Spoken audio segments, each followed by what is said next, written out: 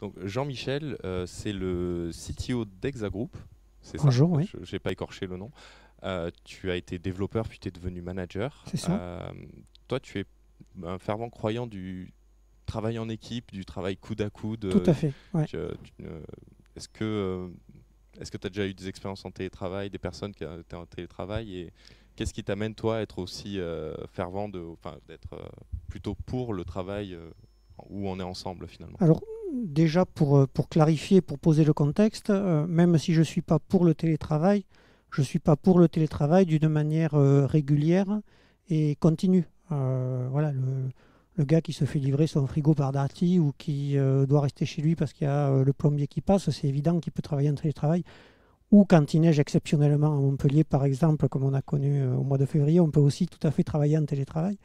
Donc, je parle bien du télétravail là, qui est organisé d'une manière régulière et d'une manière majoritaire, on va dire. Moi, ce que j'essaye de construire avec mes équipes, c'est vraiment autour du collectif. Et je crois beaucoup au collectif et je crois que c'est une partie des problèmes, mais je crois aussi que c'est une grande partie des solutions. En écoutant les précédents intervenants parler, donc ils ont tous choisi le télétravail, mais en même temps, on sent qu'ils ont dû mettre en place un certain nombre de techniques, de process, de choses en plus pour, on va dire, combler les manques que le télétravail laisse. Voilà, donc moi je trouve que tous ces manques-là, ben, on ne les a pas quand on est réellement côte à côte. Moi je crois beaucoup à la métaphore de la tranchée. Enfin, je ne veux pas dire que c'est la guerre, le développement, c'est pas ça, hein, mais je pense que quand on est vraiment Code Legacy, des fois, ah oui, hein, oui, mais ça peut être, effectivement. Mais je pense qu'effectivement, quand on est géographiquement coude à coude et côte à côte, il y a tout un tas de choses qui vont passer. Alors, on peut parler de langage non verbal, on peut parler aussi de sérendipité ou de ces trucs un peu organiques où on regarde sur l'épaule l'un de l'autre et puis voir, c'est pas un développeur qui regarde sur l'épaule du développeur, ça peut être le directeur marketing qui va dire ben, on pourrait essayer ça. Et tout ce genre de choses, elles sont très très difficiles à recréer si on n'a pas cette colocalisation de l'ensemble de l'équipe et de l'ensemble de l'équipe avec le business. Alors, on va éventuellement trouver des workarounds, des pis-aller pour essayer de recréer ça, mais c'est quand même un effort supplémentaire. Voilà. Enfin, moi, encore une fois, mon, mon unité de valeur, c'est vraiment le collectif, c'est vraiment l'équipe. Et je trouve que même si le télétravail peut avoir plein d'avantages d'un point de vue individuel, il a pour moi trop d'inconvénients par rapport au collectif pour être quelque chose que je vais pouvoir laisser se développer d'une manière majoritaire.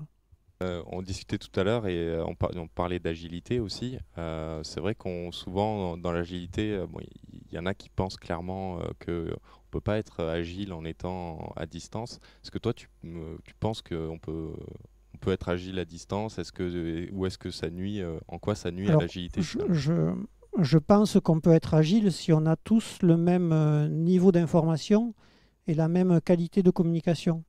Ce qui est super difficile à mon sens, c'est pas l'exemple Mozilla où l'équipe elle est par définition répartie et géolocalisée. C'est plutôt l'exemple de Cécile, pardon, où on a un membre de l'équipe qui est loin. Voilà. Donc là, le membre de l'équipe, ben, c'est lui qui est sur Skype ou c'est lui. Enfin, en plus, j'ai la chance de travailler dans une boîte où on a plusieurs localisations internationales. On a des moyens de communication qui sont fantastiques.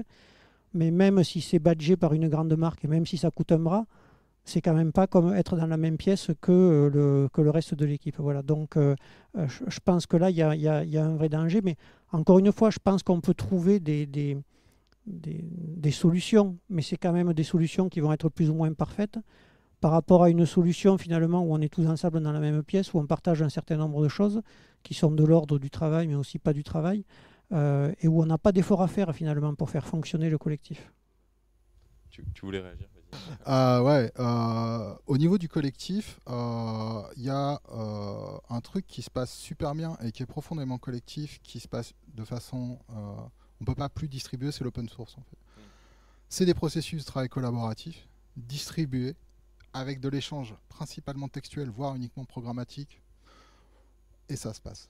on arrive à produire de la valeur, on arrive à rendre heureux des gens, on arrive à trouver des solutions à des gens qui ont des problèmes, qu'ils soient informatiques ou autres, puisqu'il y a des initiatives qui consistent à développer des applications qui solutionnent des problèmes humains.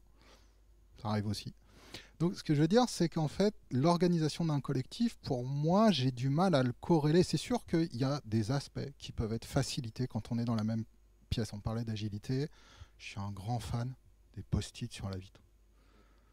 C'est un truc, on a essayé toutes les solutions informatiques, les jeux logiciels en ligne. Hein. On a même essayé avec Mozilla, avec les collègues, de mettre une webcam devant le tableau blanc d'un des gars et puis alors, par contre il disait c'est toujours moi qui synchronise les trucs et non, franchement c'est les Shadocks quoi.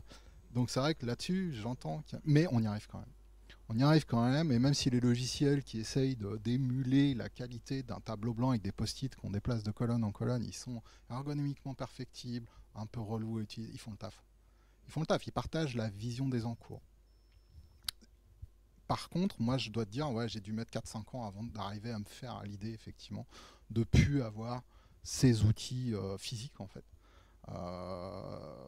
Il y a un deuxième truc aussi où, finalement, j'apporte vachement d'eau à ton moulin, alors que c'était pas prévu. Mais non, mais c'est le pair programming. Le pair programming. À travers Internet, là, faut arrêter. On a tout essayé. Jusqu'au TeamViewer et tous les trucs horribles quoi. Et puis des éditeurs qui maintenant ont des plugins pour à partir de sockets partager en temps réel un fichier en écriture avec deux curseurs et tout et ça marche super mal quoi.